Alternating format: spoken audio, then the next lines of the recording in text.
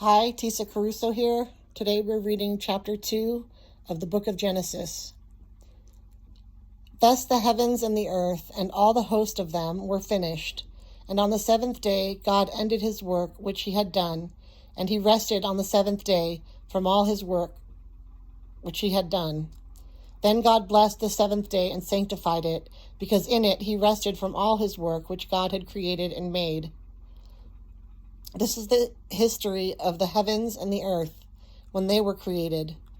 In the day that the Lord God made the earth and the heavens, before any plant of the field was in the earth, and before any herb of the field had grown. For the Lord God had not caused it to rain on the earth, and there was no man to till the ground. But a mist went up from the earth and watered the whole face of the ground. And the Lord God formed man of the dust of the ground, and breathed into his nostrils the breath of life, and man became a living being. Life in God's garden. The Lord God planted a garden eastward in Eden, and there he put the man whom he had formed. And out of the ground the Lord God made every tree grow that is pleasant to the sight and good for food. The tree of life was also in the midst of the garden, and the tree of knowledge of good and evil. Now a river went out of Eden to water the garden, and from there it parted and became 4 riverheads. The name of the first is Pishon. It is the one which skirts the whole land of Havilah, where there is gold.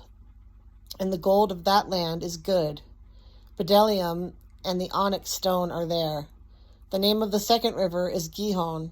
It is the one which goes around the whole land of Cush. The name of the third river is Hiddekel. It is the one which goes toward the east of Assyria.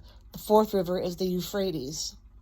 Then the Lord God took the man and put him in the Garden of Eden to tend and keep it. And the Lord God commanded the man, saying, Of every tree of the garden you may freely eat, but of the one of the knowledge of good and evil you shall not eat, for in the day that you eat of it you shall surely die. And the Lord God said, It is not good that man should be alone. I will make him a helper comparable to him. Out of the ground the Lord God formed every beast of the field and every bird of the air, and brought them to Adam to see what he would call them. And whatever Adam called each living creature, that was its name. So Adam gave names to all cattle, to the birds of the air, and to every beast of the field. But for Adam there was not found a helper comparable to him. And the Lord God caused a deep sleep to fall on Adam, and he slept. And he took one of his ribs, and closed up the flesh in its place.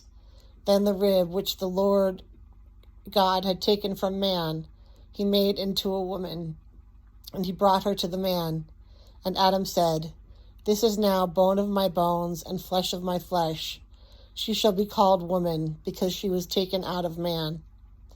Therefore a man shall leave his father and mother and be joined to his wife, and they shall become one flesh. And they were both naked, the man and his wife, and were not ashamed.